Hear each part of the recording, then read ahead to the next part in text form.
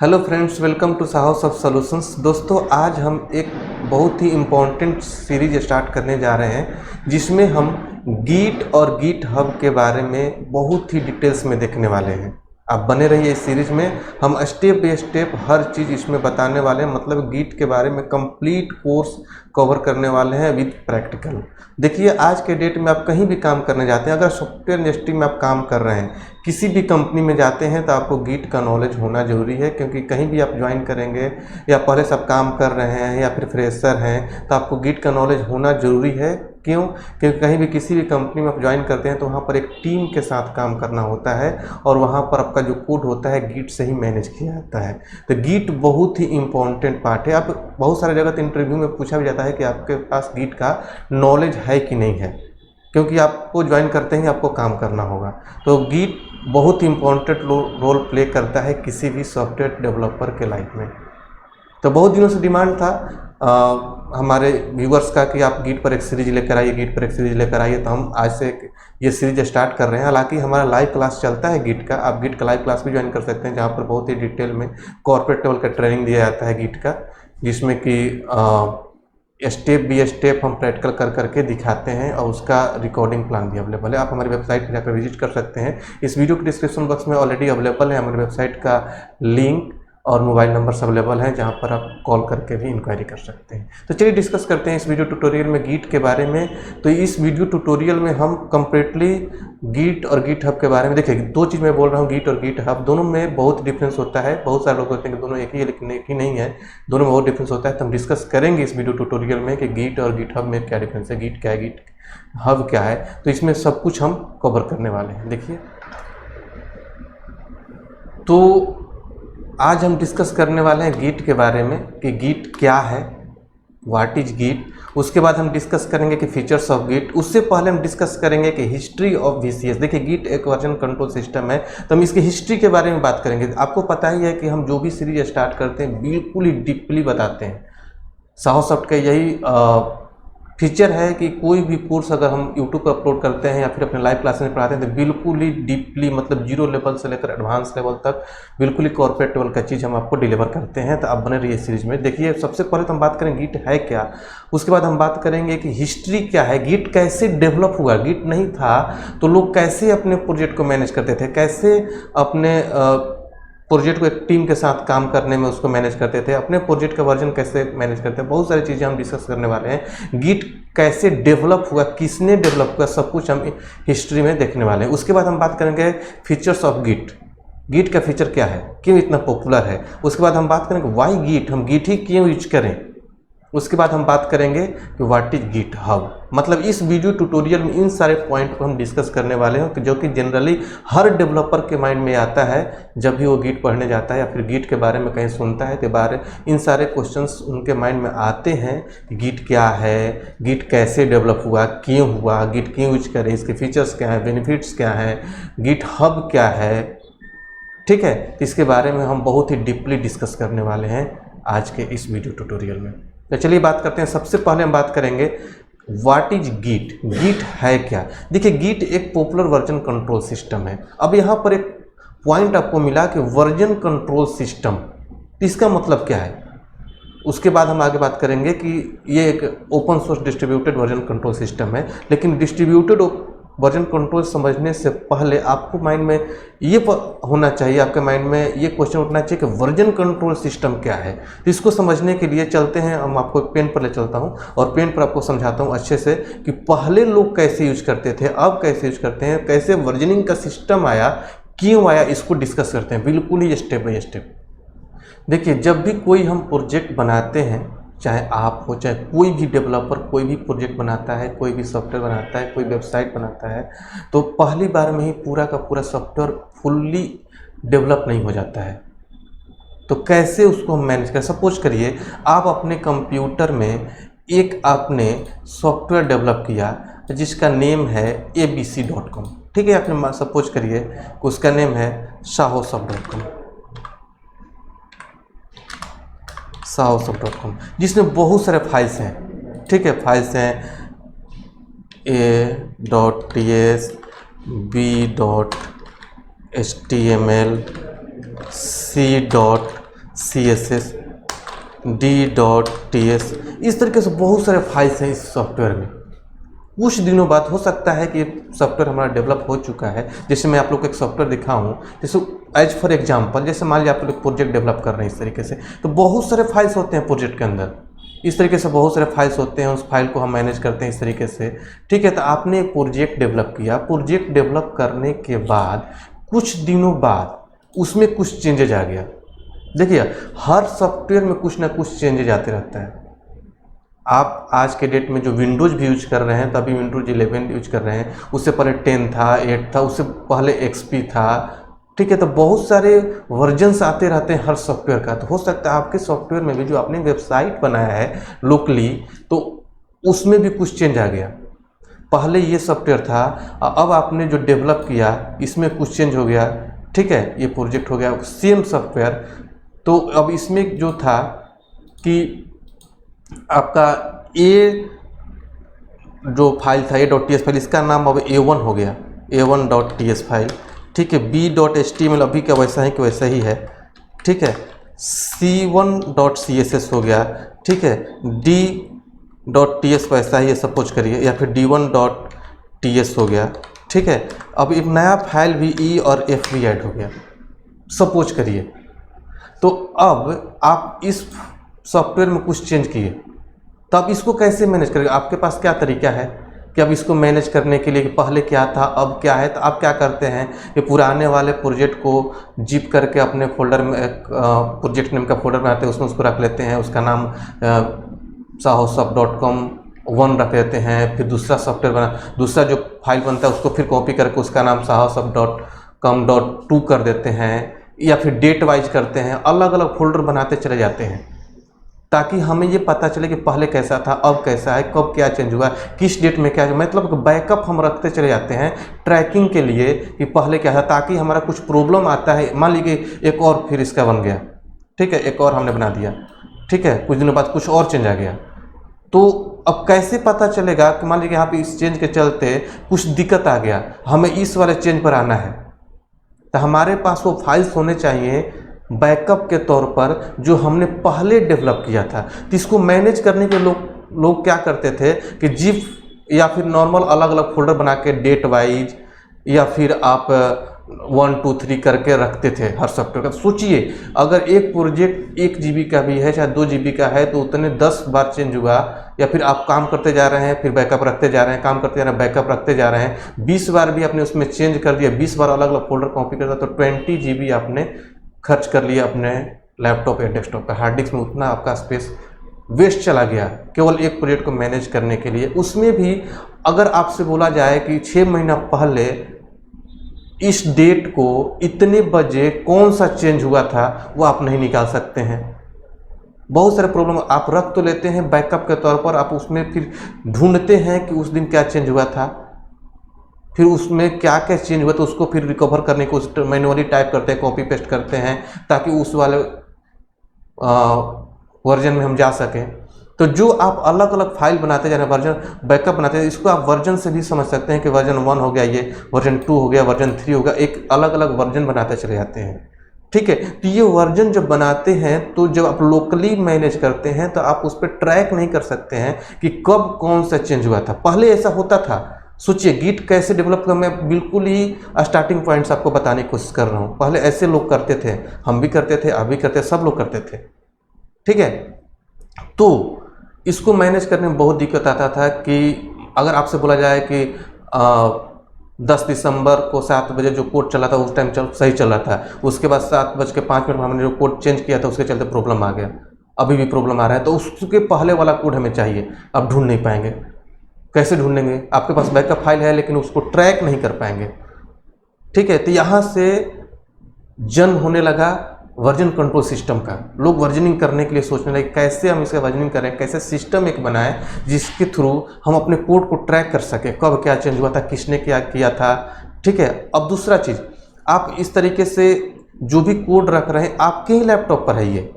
ठीक है, दूसरे को जब दूसरा लोग काम करेगा सेम सॉफ्टवेयर पर, मान लीजिए कि ये सॉफ्टवेयर है, ठीक है, इसमें से आप जब काम कर रहे हैं A.TS फाइल और B.HTML पर काम कर रहे हैं, दूसरा जो डेवलपर है C.CSS और D.TS पर काम कर रहा है, तो उसके पास अलग लोकल फाइल हो गया, आपके पास अलग लोकल फाइल हो गया, दोनों लोग काम करेंगे तो फिर दोनों लोग के कोड को एक जगह लाकर मर्ज करना पड़ेगा। मतलब एक बार में सारे मर्ज नहीं किया जा सकते हैं, ठीक है। तो बहुत सारे मतलब कि टीम वर्क में, जैसे 10 लोग काम करें, 10 लोग का कोड लीजिए फिर मर्ज करिए, उसमें बहुत सारे बग्स आने शुरू हो जाएंगे, ठीक है। तो इस तरीके से इसमें कोलैबोरेशन नहीं हो पा रहा था, बहुत सारे ऐसे इशू थे इस तरीके से मैनेज करने में, ठीक है। तो इसको ठीक करने के लिए क्या किया गया कि पहले स्टार्टिंग में डेवलपर्स ने एक सिस्टम बनाया जिसको बोला जाता है लोकल VCS, मतलब लोकल वर्जन कंट्रोल सिस्टम। देखिए एक चीज़ तो क्लियर होगा, गिट एक वर्जन कंट्रोल सिस्टम है जो कि वर्जन को कंट्रोल करता है, ठीक है। एक सॉफ्टवेयर है जो वर्जन कंट्रोल करता है, लेकिन उसको समझने के लिए, डेवलप होने से पहले कैसे कैसे लोग किस किस वे से गुजरे उसको समझाने की कोशिश कर रहा हूँ, ठीक है। तो ये तो चीज़ क्लियर हो गया कि पहले लोग ऐसे मैनेज करते थे, ठीक है। अभी और भी कोई तरीका हो सकता है मैनेज करने का, अलग फाइल रखने के लिए अलग डिस्क में रख लेंगे, इस तरीके से मैनेज करते थे। लेकिन उसको प्रॉपर तरीके से मैनेज करने के लिए पहला जो लोगों ने काम किया वो किया उन्होंने कि लोकल VCS बनाया, ठीक है। लोकल VCS कहने का मतलब कि लोकल वर्जन कंट्रोल सिस्टम। उसमें लोगों ने क्या किया कि उस जो भी चेंजेस थे उसको ट्रैक करने के लिए एक डेटाबेस यूज करना शुरू किया, एक सॉफ्टवेयर बनाया और सॉफ्टवेयर के थ्रू डेटाबेस में मैनेज करने लगे कि कौन से फाइल में कब चेंज किए थे, कितने बजे चेंज हुआ था, किसने किया था, एक डेटाबेस में मैनेज किया जाने लगा, ठीक है। तो सपोज करिए, इसको हम हटाते हैं, यहाँ पर एक डेटाबेस लोगों ने यूज करना शुरू कर दिया, ठीक है। यहाँ पर एक डेटाबेस, ठीक है, और डेटाबेस में लोगों ने मैनेज करना शुरू किया। ये सर्वर नहीं है, आपके ही लोकल, ये जो भी हो रहा है ये आपके सब कुछ आपके लोकल सिस्टम पर है, ठीक है। इसका ट्रैकिंग जो भी चेंज हो रहा है ट्रैकिंग डेटाबेस के एक टेबल में मैनेज करने लगे लोग, ठीक है।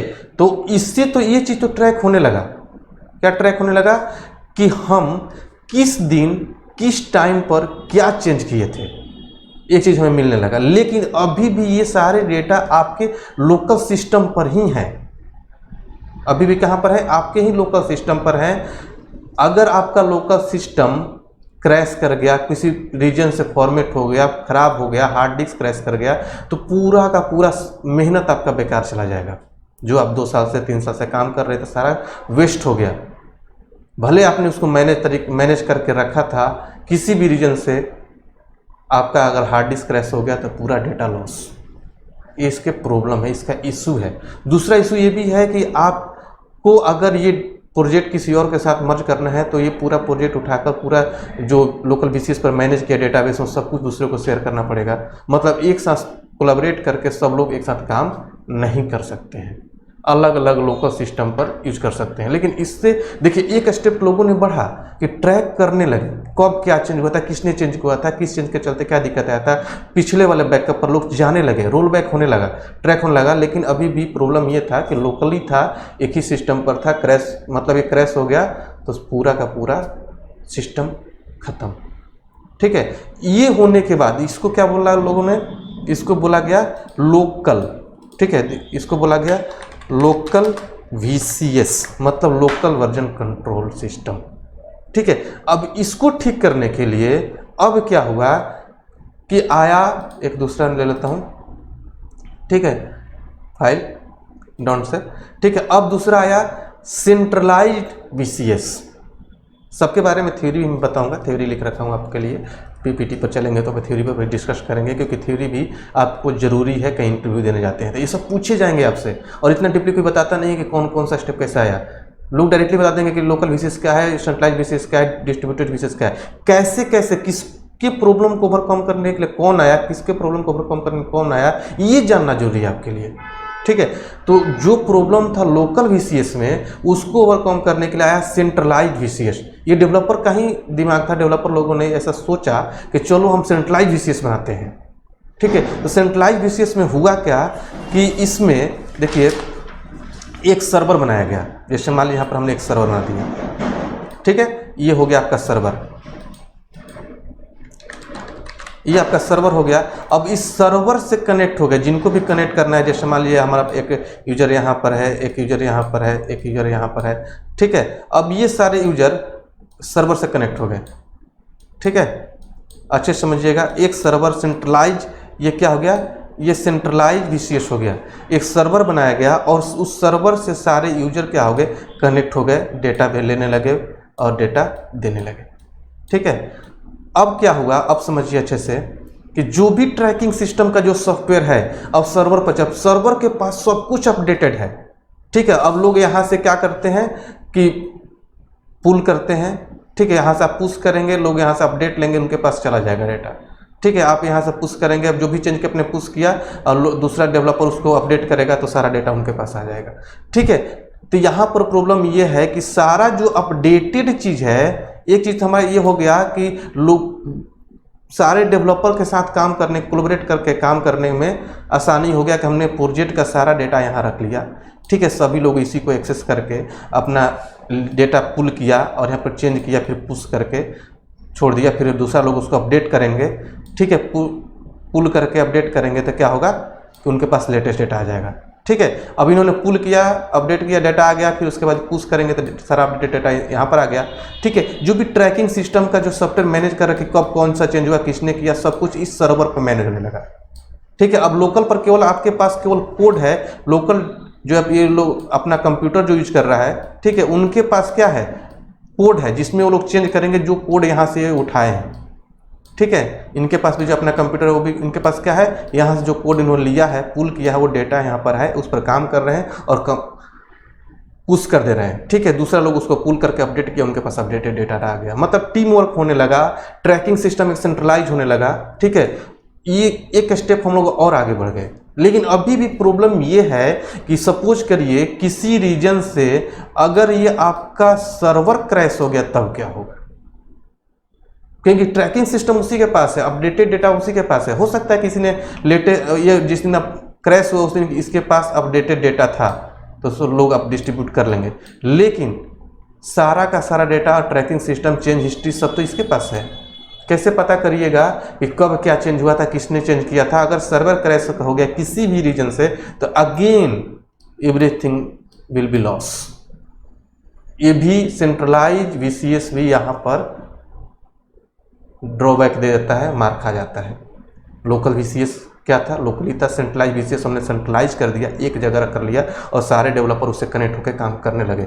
बेनिफिट लोकल VCS से हम लोकली रखते थे तो सारे डेवलपर को काम करने में आसानी नहीं था, कोलैबोरेट नहीं कर पा रहे थे। यहाँ पर हम सारे डेवलपर एक साथ काम कर सकते थे, जो भी चेंजेस था सेंट्रलाइज कर दिया, एक बेनिफिट यहाँ पर मिल गया। लेकिन अगेन यहाँ पर ये प्रॉब्लम हो गया कि अगर आपका सर्वर क्रैश हो गया तब क्या होगा किसी भी रीजन से, तो ये भी वहाँ पर पहुँचना जहाँ पर हम चाह रहे हैं वहाँ पर ये पहुँच नहीं पा रहे हैं। ठीक है, तो इसको ओवरकम करने के लिए आया अगला, एक नया फिर ओपन कर लेता हूँ। ठीक है, अगला आया डिस्ट्रीब्यूटेड VCS। ठीक है, आया यहाँ पर डिस्ट्रीब्यूटेड VCS। ठीक है, अब डिस्ट्रीब्यूटेड VCS में क्या होता है, देखिए यहाँ पर भी मान लीजिए आपका एक सर्वर है। ठीक है, ये आपका सर्वर हो गया। ठीक है, अब यहाँ पर अलग अलग डेवलपर काम कर रहे हैं। ठीक है, अलग अलग डेवलपर यहाँ पर अपना काम कर रहे हैं। ठीक है, सबके पास अपना कंप्यूटर है, सब लोग बिल्कुल सेंट्रलाइज को समझिए, अभी क्या समझिए कि सेंट्रलाइज की तरह हो गया। ठीक है, लेकिन इसमें डिफरेंस क्या हो जाएगा, ये भी अपना डेटा पुल पुश कर रहे हैं, यहाँ पर ये भी अपना डेटा पुल पुश कर रहे हैं। ठीक है, ये भी अपना डेटा पुल पुश, सब लोग अपने अपने डेटा को पुल और पुश करके काम कर रहे हैं। ठीक है, अब क्या होगा, इसमें बेनिफिट ये हो जाता है कि जो अपडेटेड चीज़ है यहाँ पर, ठीक है, और जो चेंज हिस्ट्री है, जो भी ट्रैकिंग का सिस्टम है, जो सॉफ्टवेयर है, पूरा का पूरा वर्जन के साथ सबके पास एक एक रिपोजिटरी रहेगा। पहली बार जो करेगा पहली बार जो पुश करेगा उसके पास पूरा का पूरा चेंज हिस्ट्री भी आ जाएगा। सबके पास पूरे सॉफ्टवेयर का change history, version control system सबके पास आ जाएगा, सबके सिस्टम पर आ जाएगा। तो अब क्या होगा, डिस्ट्रीब्यूटेड होगा, सबके पास अपना अपना रिपोजिटरी है। ठीक है, सबके पास अपना अपना क्या है, रिपोजिटरी है। अगर सर्वर अब क्रैश भी होता है तो कोई दिक्कत नहीं, हर किसी के पास पूरा चेंज हिस्ट्री, ट्रैकिंग सिस्टम सब कुछ है। अब आपको ये लग रहा होगा कि कोई भी अगर चेंज होता है इस डिस्ट्रीब्यूटेड सिस्टम में, हम पुल और पुश करते हैं तो हमारा जो साइज होगा हमारे सिस्टम में रिपोजिटरी का बढ़ेगा। जी हाँ, रिपोजिटरी का साइज बढ़ता चला जाएगा, क्योंकि कुछ भी कोई भी चेंज कर रहा है आप उसको पुल करते हैं तो वो सारा डेटा आपके पास ऐड होता है। लेकिन हाँ, उसमें प्रोविजन होता है इसमें, जो आप गिट यूज करेंगे, जो सॉफ्टवेयर यूज करेंगे, गिट हब पर यूज करेंगे, कहीं पर भी यूज करेंगे, तो उसमें इस सिस्टम होता है कौन कौन से डेटा को हमें पुल करना है। ऐसा नहीं कि सारे डेटा को हम जो चेंज किया हुआ है इसने चेंज किया है तो वही करना है, या फिर सारा जो चेंज आया, जैसे मान लिया हम चाहते हैं कि किसी एक का चेंज किया हुआ डेटा ले लें, या फिर हम चाहते हैं कि सभी में जो चेंज किया हुआ आ गया, या इस डेट तक चेंज किया वही हमारे पास आए अगली बार जो हम लेने जा रहे हैं, या फिर हम 2 फाइल को जो चेंज हुआ उसी को लेना चाहते हैं, या फिर हम यहाँ से जो पुश कर रहे हैं, ठीक है, तो हम चाहते हैं कि 10 फाइल हमने चेंज किया है, ठीक है, तो चार फाइल हमारा अभी भी इनकम्प्लीट है, जो हम अच्छे से डेवलप नहीं कर पाए उसमें चेंज हो गया है, और 2 फाइल हमारा कंप्लीट था, केवल 2 ही फाइल को हम पुल कर देंगे, पुश कर देंगे यहाँ से, जो यहाँ पर सर्वर पर आ जाएगा। दूसरा कुछ क्या करेगा, सॉरी, यहाँ से पुश कर देंगे, दूसरा कोई जब इसको पुल करेगा तो उसके पास डेटा आ जाएगा। ठीक है, पुश मतलब क्या हो गया कि आप डेटा को सर्वर पर भेज रहे हैं, पुल मतलब क्या हो गया, डेटा को सर्वर से ले रहे हैं, उसके बाद अपडेट करेंगे, सारा डेटा आपके पास आ जाएगा। ठीक है, तो ये हो गया क्या कि इसमें ऑटोमेटिक सारे सिस्टम है कि कौन कौन से फाइल को पुश करना है या फिर कौन कौन से फाइल को पुल करना है। इस तरीके से आप अपने साइज को थोड़ा सा मैनेज कर सकते हैं। नहीं तो अगर हमेशा आप करते हैं कि सारे जो भी अपडेटेड है सबको अगर आपने पुल करना शुरू कर दिया, ठीक है, तो आपका रिपोजिटरी का साइज इंक्रीज होगा। हालांकि इस सीरीज में मैं आप लोग को बिल्कुल प्रैक्टिकली दिखाऊंगा कैसे पुल करते हैं, कैसे पुश करते हैं, किस तरीके साइज को मैनेज करते हैं। ठीक है, हर चीज़ हम इस सीरीज में दिखाने वाले हैं। ठीक है, तो आप बने रहिए सीरीज में। अब बिल्कुल स्टेप बाय स्टेप, बिल्कुल कॉर्पोरेट लेवल का चीज़ सब कुछ भी प्रैक्टिकल हम देखेंगे आगे। तो यही चीज़ जो मैं अभी बता रहा था आप लोग को, देखिए अब थ्योरी में थोड़ा सा समझाता हूँ आप लोग को। इससे पहले थ्योरी में चलने से पहले एक चीज़ और आपको मैं समझाता हूँ। देखिए, एक चीज़ तो हो गया कि 3 तरीके से हम पहुँचे डिस्ट्रीब्यूटेड के पास, डिस्ट्रीब्यूटेड VCS। ठीक है, तो जो आपका गिट है वो भी डिस्ट्रीब्यूटेड VCS ही है, मतलब कि डिस्ट्रीब्यूटेड वर्जन कंट्रोल सिस्टम है। यहाँ पर एक टॉपिक निकल के आया कि गिट एक वर्जन कंट्रोल सिस्टम है, उसमें भी डिस्ट्रीब्यूटेड वर्जन कंट्रोल सिस्टम है, जो आज के डेट में बहुत ज़्यादा फेमस। देखिए, बहुत सारे वर्जन कंट्रोल सिस्टम है, लेकिन गिट सबका विजेता है भाई। ठीक है, ये आज डेट में बहुत ज़्यादा पॉपुलर है, बहुत सारे सॉफ्टवेयर में इनबिल्ट आते हैं। ठीक है, फाइल इसके। ठीक है, जब भी आप कोई, देखिए जनरली आप कोई भी गिट अपने गिट सॉफ्टवेयर को अपने लैपटॉप में इंस्टॉल करते हैं तो एक .git नाम का फोल्डर बनता है जिसके अंदर सारे हिस्ट्री बनते हैं। ठीक है, तो बहुत सारे जैसे इग्नोर वगैरह में काम करिएगा तो वहाँ पर गिट इग्नोर का फाइल दिया होता है, कौन कौन सा फाइल को हमें गिट की रिपोजिटरी में ऐड करना है, नहीं करना, वहाँ पर मैनेज करते हैं। सोचिए कितना फेमस है। ठीक है, गिट आज के डेट में बहुत ही पॉपुलर वर्जन कंट्रोल सिस्टम है और 90% लोग, 90% कंपनियाँ इसी को यूज करते हैं। ठीक है, टीम वर्क करने के लिए, अपने सॉफ्टवेयर को मैनेज कर, बहुत बड़ी बड़ी कंपनियां अपने सॉफ्टवेयर को गिट के रिपोजिटरी से ही मैनेज करते हैं। ठीक है, अगला चीज़, अब एक चीज़ और आप लोगों को मैं बताते चलूँ कि ये डेवलप कैसे हुआ, गिट कैसे डेवलप हुआ। वर्जन कंट्रोल तो हमने सीख लिया कि 3 तरह के वर्जन कंट्रोल सिस्टम होते हैं, लेकिन गिट आपका सबसे टॉप वाला है डिस्ट्रीब्यूटेड वर्जन कंट्रोल सिस्टम। ये डेवलप कैसे हुआ, किसने डेवलप किया। ठीक है, देखिए क्या है कि एक डेवलपर थे। ठीक है, डेवलपर थे जिनका नाम था लिनस।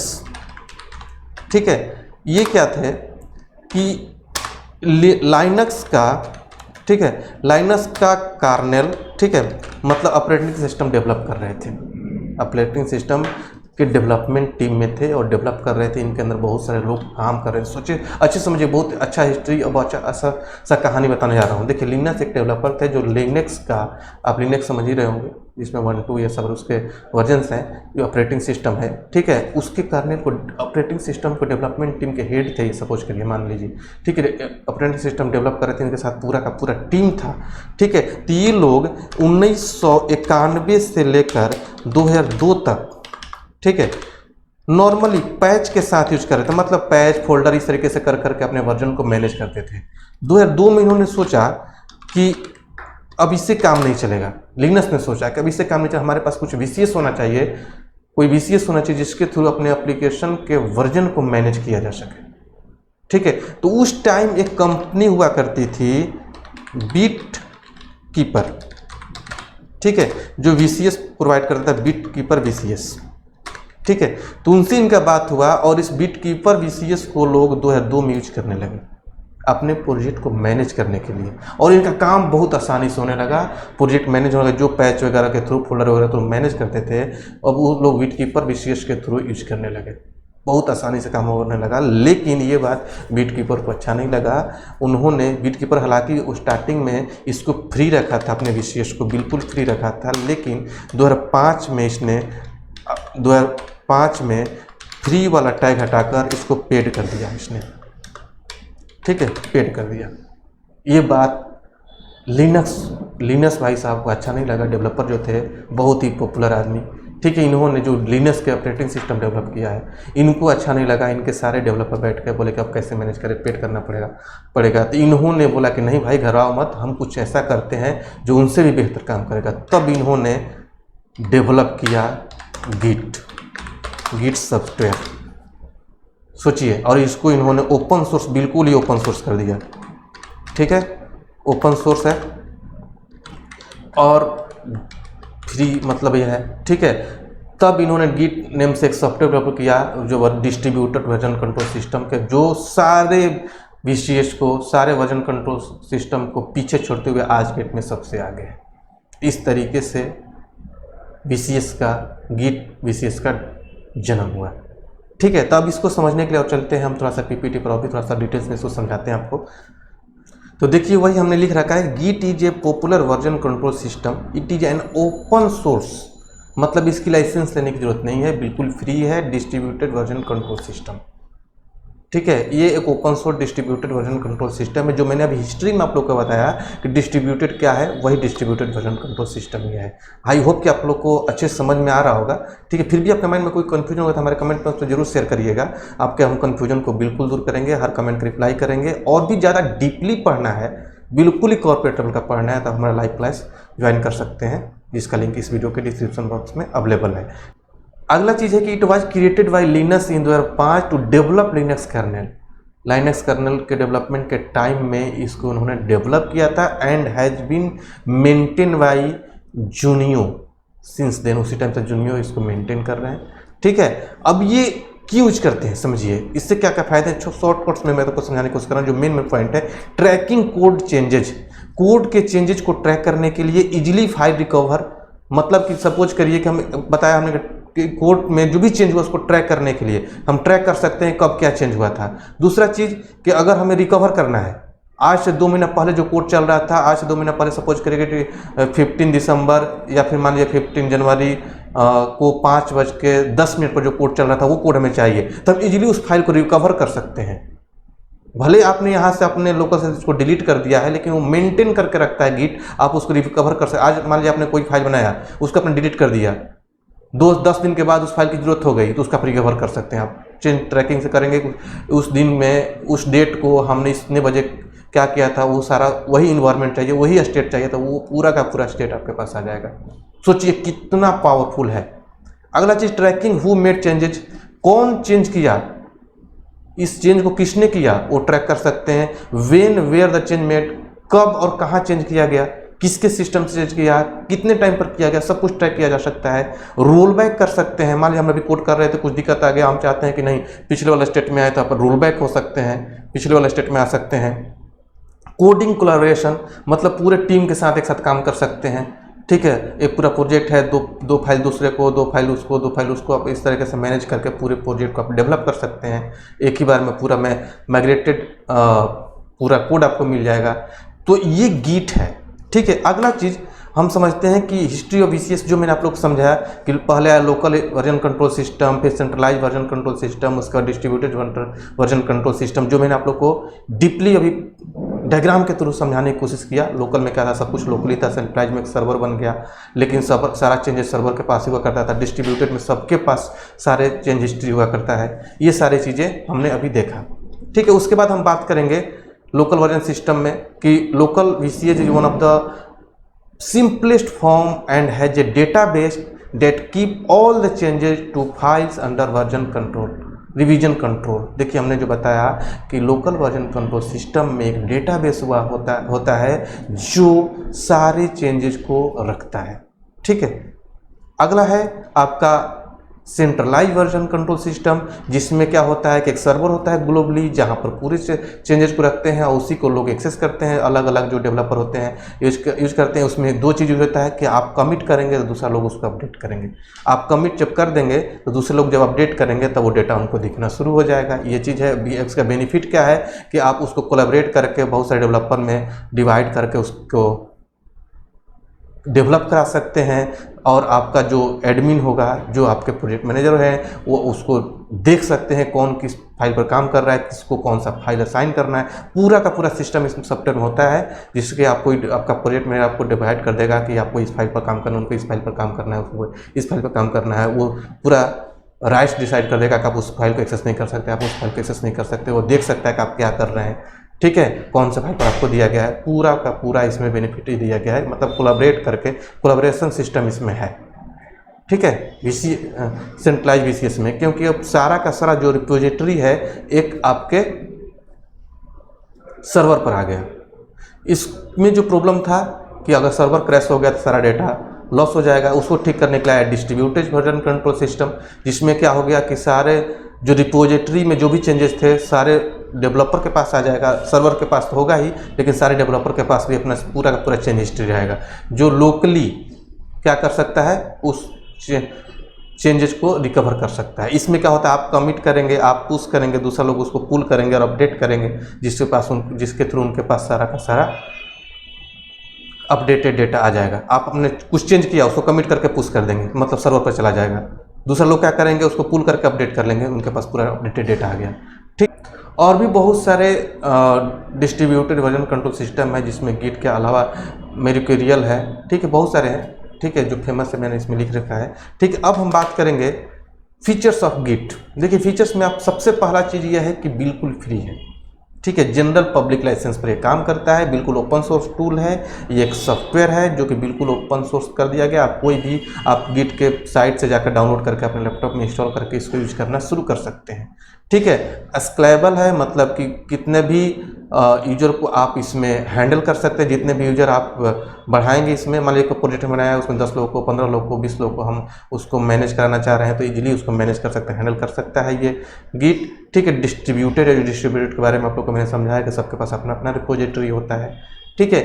इसके अलावा सिक्योरिटी, देखिए सिक्योरिटी भी बहुत इंपॉर्टेंट पार्ट होता है कि मान लीजिए कि कोई भी डेटा, अच्छे समझिएगा सिक्योरिटी क्यों मायने रखता है। मान लीजिए कि आपने कोई डेटा चेंज किया और आप गिट पर उसको पुश कर रहे हैं, बीच में कोई हैकर उसको हैक कर लिया, कुछ चेंज करके वायरस डाल दिया, तब तो वो वायरस चला जाएगा वहाँ पर सर्वर पर, और दूसरा कोई उसको गेट करेगा तो क्या होगा, उसके पास वायरस चला जाएगा। इस चीज़ को रोकने के लिए गिट क्या करता है, SHA-1 secure hash function use करता है सिक्योरिटी के लिए, जिसमें कि चेकसम यूज किया जाता है। चेकसम क्या होता है कि जैसे कोई, देखिए चेकसम के बारे में थोड़ा सा मैं आप लोग को बताता हूँ।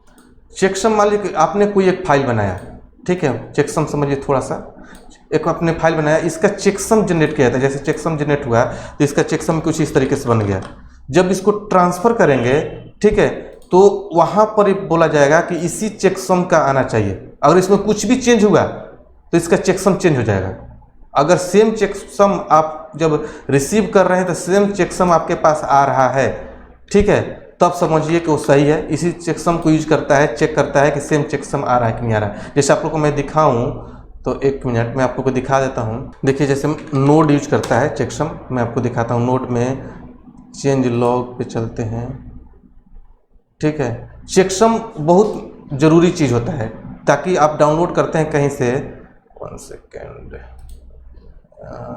अदर डाउनलोड्स, ठीक है, इसमें SHA सिक्योर, ठीक है, देखते हैं। देखिए यहाँ पर हर चेकसम डाला हुआ है, ठीक है, ये सारे चेकसम ये बता भी रहे हैं कि हम लोग SHA 256 यूज कर रहे हैं, ठीक है। तो उसी तरीके से जो गिट है SHA-1 यूज करता है, ठीक है, सिक्योरिटी के लिए, तो बिल्कुल ही सिक्योर है। अगला चीज़ कि ये इसका स्पीड बिल्कुल फास्ट है। ज़्यादातर आप लोकली काम करते हैं, इस पर लोकल पर अपना काम करते हैं तो पूरा ट्रांसफ़र वगैरह हर चीज़ इजी हो जाता है, तो इसका स्पीड बिल्कुल फास्ट है। ब्रांचिंग एंड मर्जिंग होता है इसमें, आगे मैं आप लोगों को बताऊंगा ब्रांचिंग और मर्जिंग, बहुत ही ग्रेट फीचर है ये, किस तरीके से ब्रांचिंग करते हैं, कैसे मर्जिंग करते हैं गिट के अंदर, ये सब कुछ हम डिस्कस करेंगे आने वाले वीडियोज में। बहुत ही इंपॉर्टेंट फीचर है ये। इसके अलावा आप देखिए कि वाई गिट, देखिए फीचर्स और भी हैं, सारे फीचर्स को डिस्कस करना वीडियो बहुत बड़ा लंबा चला जाएगा। हालांकि क्लासेज जो लाइव क्लासेज होते हैं वहाँ पर हम सारे फीचर्स को डिस्कस करते हैं। जैसे यहाँ पर सारे फीचर्स का नेम दे दिया मैंने कि हम गिट क्यों यूज करें, ठीक है। तो इतने सारे फीचर्स हैं, ये सारे फीचर्स हम लाइव क्लास में बहुत ही डीपली और प्रैक्टिकली हैंडल करते हैं और बताते हैं वहाँ पर। इस वीडियो में अब उतना सारा डिस्कस करना, वीडियो बहुत बड़ा हो जाएगा, ठीक है। बस इतना समझिए कि इसके पास इसके और भी बहुत सारे फीचर्स होते हैं, जैसे open source, speed, security, integrity, distributor, scalable, branching, data SEO, trendy, ठीक है, staging area, local repository, work flow, collaboration, clean history, बहुत सारे होते हैं जो आपको बोलते हैं कि गिट को यूज करिए। इतने सारे इसके फीचर्स हैं, वही बताया मैंने कि we have discuss many feature and benefit of git, ठीक है, that demonstrate the undoubtedly git as the leading version control system, सबसे आगे है, इसके पास इतने फीचर्स हैं, इसीलिए हम इसको गिट को यूज करते हैं। अब थोड़ा सा बात कर लेते हैं कि व्हाट इज गिट हब। देखिए बहुत सारे लोग के माइंड में आता है गिट और गिट हब सेम है, ऐसा नहीं है। गिट और गिट हब दोनों डिफरेंट चीज़ है। गिट एक सॉफ्टवेयर है जो कि बिल्कुल ही ओपन सोर्स है, जिसको आप यूज करते हैं, और गिट को मैनेज करने के लिए बहुत सारे वेबसाइट हैं, बहुत सारे वेबसाइट हैं, सॉफ्टवेयर है जो गिट को मैनेज करते हैं। जैसे मान लीजिए आप गिट यूज कर रहे हैं तो आप रिपोजिटरी कहीं तो बनाएंगे जहाँ पर उसको मैनेज करेंगे, तो वो सारे रिपोजिटरी, ये सारे वेबसाइट होते हैं जो आपको देते हैं, जैसे गिट हो गया, गिट लैब हो गया, ठीक है। बहुत सारे इस तरीके के वेबसाइट्स हैं जो आपको रिपोजिटरी क्रिएट करने के लिए एक होस्टिंग सर्वर देते हैं, जहाँ पर अपना रिपोजिटरी आप क्रिएट। अब देखिए ऐसा जो नहीं गिट हब यूज करना जरूरी है, आप एक रिमोट बना लीजिए, वहाँ पर अपने लोकल पर अपना गिट इंस्टॉल करिए, रिमोट के थ्रू अपना रिपोजिटरी बना कर सकते हैं। लेकिन जनरली लोग गिट हब यूज करते हैं। गिट हब भी बहुत फेमस है, बहुत सारे बड़ी बड़ी कंपनी गिट हब यूज करते हैं अपने रिपोजिटरी को क्रिएट करने के लिए। देखिए गिट हब क्या करते हैं, सॉफ्टवेयर है जिसके थ्रू सारे वर्जन कंट्रोल सिस्टम को मैनेज करते हैं, अपने लोकल पर उसको इंस्टॉल करते हैं। लेकिन गिट हब पर उसका रिपोजिटरी क्रिएट करता है जो कि ग्लोबली होता है, मतलब होस्टिंग सर्वर है जहां पर अपना फाइल कोड रखते हैं। तो GitHub is the largest host of source code in the world, सबसे बड़ा सोर्स कोड हब है, ठीक है, जहां पर कोड को रखा जाता है। ये माइक्रोसॉफ्ट के द्वारा मेंटेन किया, ऑन बाय माइक्रोसॉफ्ट से 2018 से माइक्रोसॉफ्ट इसको मैनेज कर रहा है, ठीक है। गिट सेम नहीं है गिट हब से। Git makes tool that use git. GitHub क्या करता है कि एक टूल क्रिएट करता है जो गिट उसको यूज करता है। तो कहने का मतलब ये है कि आपको होस्टिंग सर्वर आपको प्रोवाइड करता है गिट हब। गिट हब एक वेबसाइट है जिसके थ्रू अपना वहाँ पर अकाउंट क्रिएट करते हैं, वहाँ पर रिपोजिटरी क्रिएट करते हैं, मतलब एक सर्वर। जैसे कैसे आप कोई वेबसाइट बनाते हैं तो उसको कहीं होस्ट करते हैं ताकि सब लोग उसको एक्सेस कर सकें, तो या द इंटरनेट, उस तरीके से गिट हब भी आपको इन्वायरमेंट देता है जहाँ पर अपना रिपोजिटरी क्रिएट करते हैं, ठीक है, और गिट के थ्रू उसको मैनेज करते हैं, ठीक है। तो गिट बिल्कुल फ्री है, लेकिन गिट हब थोड़ा बहुत पैसे लेता है अगर ज़्यादा चीज़ें यूज करते हैं, तो ज़्यादा फीचर्स यूज करते हैं तब, क्यों, उसको मैनेज करने के लिए, ठीक है। तो गिट हब के थ्रू बहुत सारे ऐसे वेबसाइट है, गिट हब, गिट लैब, इस तरीके के बहुत सारे हैं जिसको आप यूज़ कर सकते हैं और द मैनेजिंग योर रिपोजिटरी, ठीक है। लेकिन गिट हब हम पढ़ेंगे, गिट हब वर्ल्ड का सबसे बड़ा सोर्स कोड होस्ट है, ठीक है। तो आई होप कि आपको समझ में आ गया होगा गिट और गिट हब क्या है, इसकी हिस्ट्री क्या है, एवरीथिंग हमने बहुत ही डीपली डिस्कस किया। तो अगर आपको इसमें कोई कन्फ्यूजन होता है हमारे कमेंट बॉक्स में जरूर शेयर करिए, हम आपके कमेंट का रिप्लाई करेंगे। इस वीडियो को ज़्यादा से ज़्यादा लाइक करिए, दोस्तों के साथ शेयर करिए। चैनल को आपने अगर सब्सक्राइब नहीं किया तो चैनल को सब्सक्राइब करिए ताकि आपको लेटेस्ट वीडियो हमेशा मिलते रहें। चैनल को सब्सक्राइब करने के बाद बेल का आइकन क्लिक कर लीजिएगा ताकि जैसे मैं कोई नया वीडियो डालूंगा तुरंत आपको अपडेट मिलेगा, ठीक है। तो चलिए मिलेंगे अगले वीडियो में इसी सीरीज में अगले टॉपिक के साथ, तब तक लेते हैं सो मच।